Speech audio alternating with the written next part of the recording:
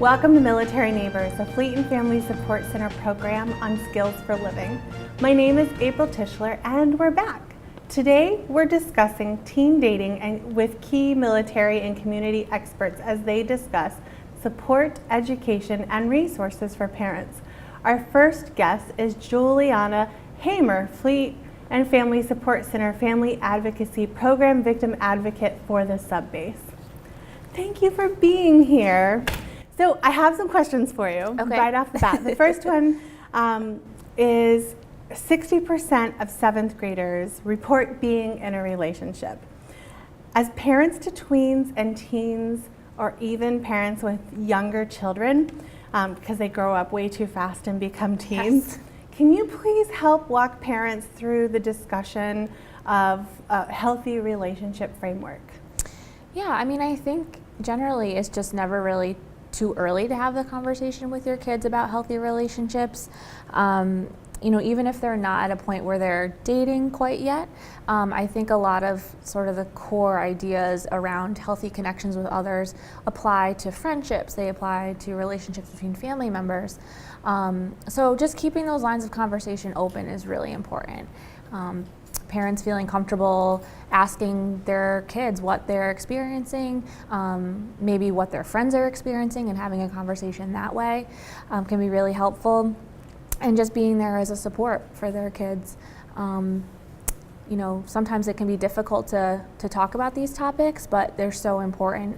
And like I said, it starts early, and we don't necessarily think of middle school age kids as in dating relationships, but they're aware of what's going on and they're ready for the information, so it's important that we kind of put it out there for them. All right.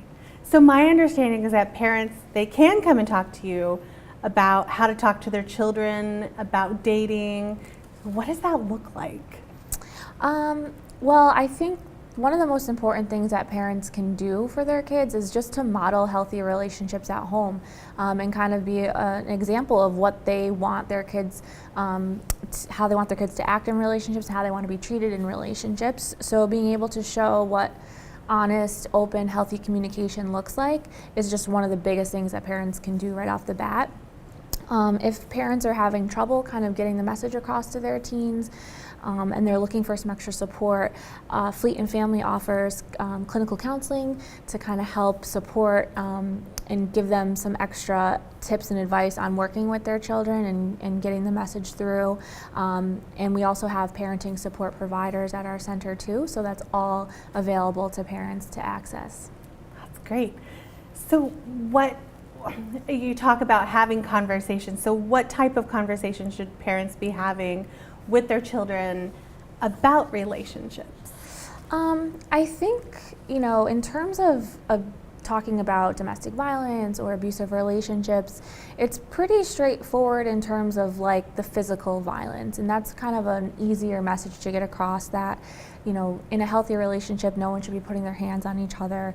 That message is a little easier to get across, a little more straightforward. Some of the more subtle things, I think, come along with the emotional abuse and more controlling, unhealthy behaviors that are often part of abusive relationships. And those are a little more difficult to identify, a little harder to talk about.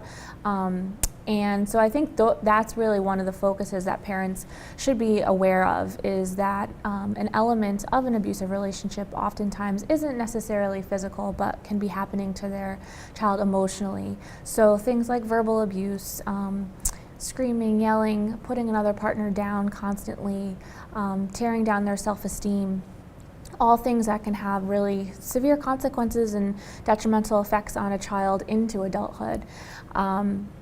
Controlling behaviors, excessive jealousy, one partner going through another partner's phone or not letting them talk to certain people, or monitoring their social media, things like that, are all kind of unhealthy behaviors. The same thing with isolation is something we oftentimes see in a lot of relationships with young adults, where one partner makes the other partner feel guilty about not hanging out with them or not spending time with them. They'll make them, feel guilty or ashamed about spending time with family or friends, or if they want to spend time on themselves and do a hobby or something that they enjoy on their own, making them feel bad about that. So things like that, which are a little less subtle than the physical abuse, I think is really important to kind of be aware of and have conversations and open dialogue about that with kids. Yeah. So you had mentioned that parents can come in and talk through with clinical counseling. Who's eligible through the program? Sure. So Fleet and Family, we serve any active duty service member and their dependents. We also have some services available for retirees as well, but mainly it's active duty service members and whoever their dependents are, so typically their spouses and family. Okay. So my next question for you is, who can children talk to expand their trusted adult circle? Like, for example, when a parent is deployed, how then is that behavior modeled? Right. So I think whenever a child is feeling uncomfortable in a relationship or having some issues within a relationship, they should feel comfortable turning to their resources at school. I know pretty much every school has some counseling resources available to students, coaches, teachers that they trust, that they can talk to. And I think also one of the kind of messages that we try to get across through education and prevention programming is other peers that can be good friends and good support systems for their friends that might be experiencing some sort of relationship abuse or issues within their relationship, and kind of changing some of the climate and culture around abusive relationships and not making it so normalized, and having peers feel comfortable, calling out, their other colleagues and students on this kind of behavior and saying that it's not okay, and being able to support their friends in getting out of those relationships. It's really important too. All right, so the month of February was the Teen Dating Awareness and Prevention Month. So studies and surveys have indicated that the verbal abuse, humiliation, those monitoring tactics that you had mentioned earlier, they're often used to display jealousy. It says 1 in 10 teens have reported intimate partner violence at the studies that I was looking at. So my understanding is that you can help victims and their parents? Sure. So in my role as a victim advocate, I think one of the biggest things that I'm looking to address is safety. So if there is a teen that's in an abusive relationship and is looking for some help in either leaving their relationship or staying safe within that relationship, them along with their parents can come into Fleet and Family and work with me, and we can kind of go through what we call safety planning. And a safety plan really is just about being able to kind of prepare someone. It's an important tool in an abusive relationship, whether someone's going to leave the relationship or continue to stay with that partner, but become safe and have a plan if they're ever in danger and what they're going to do, and who their resources are, being able to kind of lay it out so that they're not caught off guard. And so that safety planning aspect is important, and it's something that I'm happy to help with as a victim advocate. All right. My next question for you, and I would like to think a lot of parents are concerned about this, and that's dating in a digital world. What does that look like in terms of how to keep my kids safe? Yeah. So as we all know, kids are owning their own cell phones younger and younger. So it's not uncommon for pretty much every high schooler to have their own phone. And it's nice in the sense that they can stay connected with friends and family, but it can also kind of open the door to a new venue for abusive or unhealthy behaviors to happen within their relationships. So it's kind of a double-edged sword, but one of the things we definitely do see in teen relationships is an element of digital abuse, and whether that's, like I had mentioned before, one partner kind of insisting that the other partner give their passwords over for their social media accounts to be able to look through their content or look through their text messages, being able to see who they're interacting with, and not letting them like or follow certain people on social media. Those sorts of behaviors that are really controlling can be an issue. And also, I think just from a safety standpoint as well, in terms of monitoring, and our phones being connected to GPS and being able to kind of track where someone is, whether it's because they're checking in on social media or just because they have software that can track that person, can be also pretty scary. And then there's a whole other kind of aspect outside of the dating relationship element where I think there's also just a lot of peer pressure in general for kids to send explicit photos without really understanding and appreciating what the ramifications are. And so we do see that a lot in the school environments as well, where people are Snapchatting or sexting explicit images of themselves and not realizing that those images could then potentially be spread to other venues, other places for people to see. And there is a law in Connecticut around sexting. And so technically for kids of certain ages to be sending those images back and forth, sending or receiving, is considered child pornography. And so there are legal ramifications to that as well. So it's just really important, I think, for parents to have that understanding and awareness and be able to talk with their teens.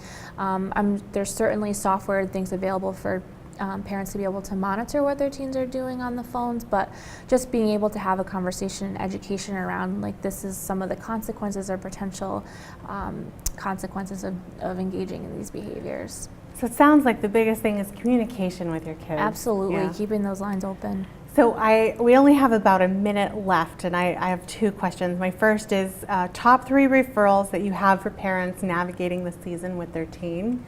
Yeah. What would those be? So certainly for anyone who's got a military affiliation, active duty service members and their dependents, Fleet and Family Support Center is a great resource. We have so many services available free of charge to families. And then I would also say loveisrespect.org is a really great kind of jumping off point for families, for parents and for teens to get more information on this topic. And then I would also recommend getting in touch with Safe Futures, who is our local community domestic violence agency in New London. So they have a lot of great resources as well, and we work pretty closely with them. Okay, and then my last question is, how do we get in touch with you? Sure, so I'm at Fleet and Family. My direct phone number there is 860-694-2413. So anyone can feel free to give me a call or call our main Fleet and Family number. We also have a Facebook page that people or teens can access. All right. Well, thank you for coming today and telling us more about navigating this. We're going to take a short break, and then we're going to have a community expert from Safe Futures join us.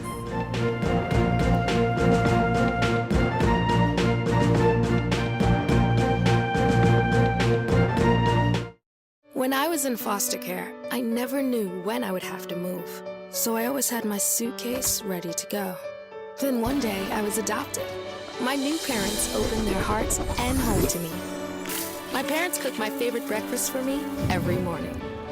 My parents take me on trips I never thought I would go on. They gave me a home and an even better reason to use that suitcase.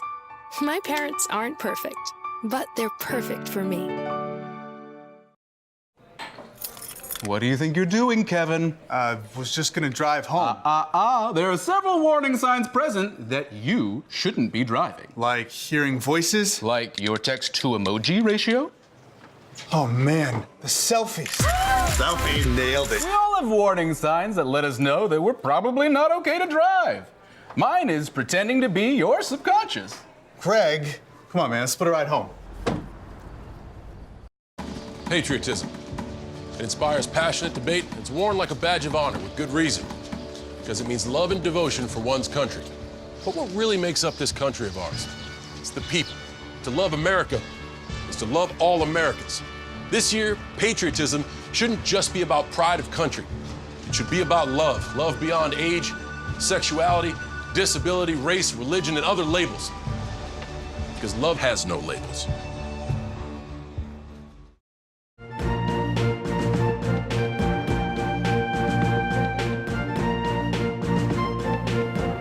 Welcome back to Military Neighbors. Today we're talking about teen dating.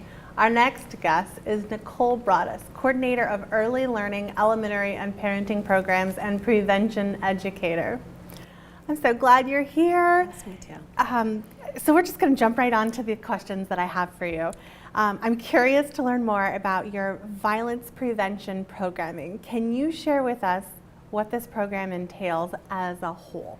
Yes, so our prevention programming, the whole goal is to prevent dating violence, domestic violence, and sexual assault. So we're trying to give our young people the skills to be able to navigate their relationships, while also trying to prepare them for life and to help them become better learners in school.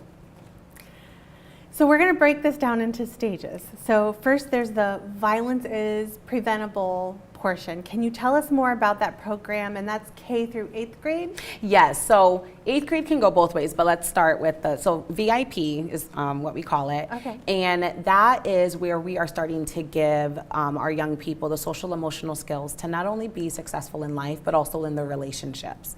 And so when we talk about relationships, we tend to think about intimate dating relationships, but we're also talking about friendships. How do they also get along with their siblings and their brothers and their sisters and their parents? So giving them those skills to help them become successful in life altogether.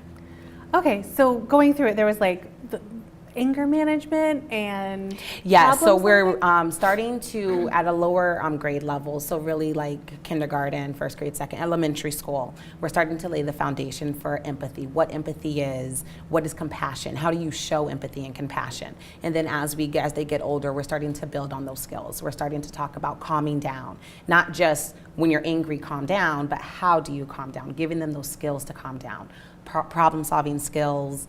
All of those as a whole. Okay. Now can you further explain the concepts of the Child Protection Unit? And I saw that was like kindergarten through 5th grade? Yes, okay. Yep. So the curriculum is kindergarten through 5th grade, but we also try to apply it in our middle school programs. But that's also giving them the skills to be able to recognize, refuse, and report unsafe or unwanted touches. So giving them those skills of how do you report it? Who are people in your life that you can report this to? How do you refuse when someone is touching you in any type of way that you just don't like, whether it's safe or unsafe? And also being able to recognize when a touch is making you feel uncomfortable. All right, and so the next stage in your training continuum is shifting boundaries. So please tell us more, because I'm a huge fan of boundaries. Yes, and boundaries are so important, especially when it comes to dating relationships. So we're starting to get them to identify what their boundaries are. How do they express their boundaries? It's hard. This is more of our middle school program, and it's hard to be able to tell your friends, like, hey, stop doing something, because their relationships with their peers are really important. So we're giving them that empowerment to be able to say, hey, this is my boundary. It's not okay for you to do this. And how do they also respect other people's boundaries? All right, so we've gone from kindergarten through 8th grade, and now we're going to move on to this next phase, which is the healthy relationships for high schoolers.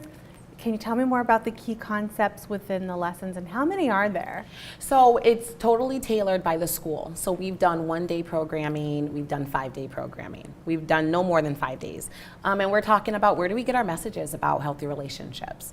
What are healthy relationships? Because a lot of the messages we do get from the media, from society, are not really healthy. So we're starting to break that down. Why is this message not healthy?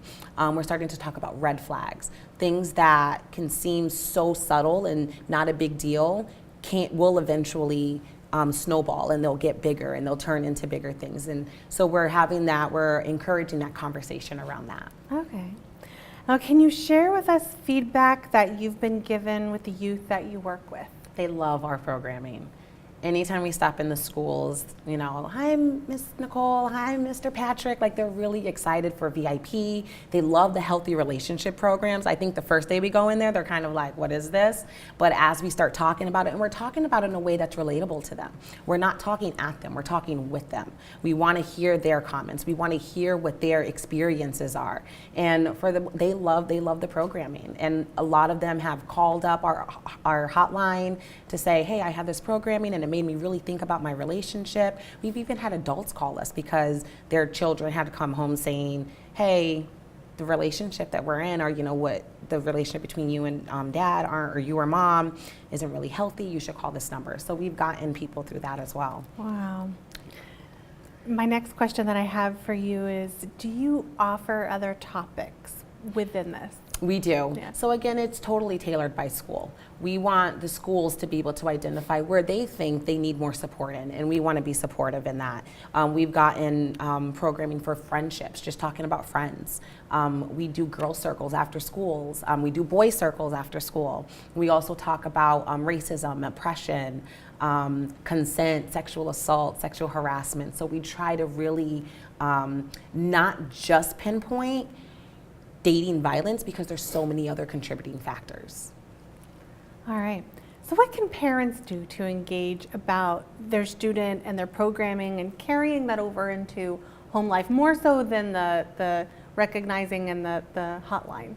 Okay, I think the communication, allowing for whether, no matter what age their young person is, allowing for that conversation so that when something happens, they'll feel comfortable in coming to their parents. A lot of the times they're going to go to their peers, right? And so I think it's just creating that relationship between us and our young people that say, you know what, I can't talk to you. Even though I might be upset about something that you're saying, my goal is to be there for you and to try to figure out the best way to support you. So just opening up the conversation. They're gonna share some things that we may not wanna hear. We may not be ready to hear, but we've gotta kind of like step back, think we were young once, and how do we best guide that person? Because our goal is to get them out of that relationship if we identify that the relationship they're in is abusive or unhealthy. Right, right. Oh, wow, what a great asset to have this for our school. So do you offer those programs at like youth centers or by request in other facilities or programs? Yes, it's totally by request. So if a youth center wanted us to come in, we could go in, and again, we would tailor it to whatever their whatever their needs are, however many young people that they have. Okay, good to know.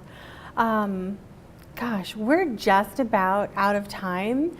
Thank you so much for coming on and talking with us today. How do we get in touch? What's the hotline and how do we get in touch with you? So the hotline number is 860-701-6000, so 860-701-60000. And my phone number is 860-447-0366, and I'm at extension 248. If you'd like more information about the resources that we've discussed today, you can always call Fleet and Family Support Center and we'll direct you in that direction. Our phone number is 860-694-3383. My name is April Tischler. I hope you'll join me next time on Military Neighbors.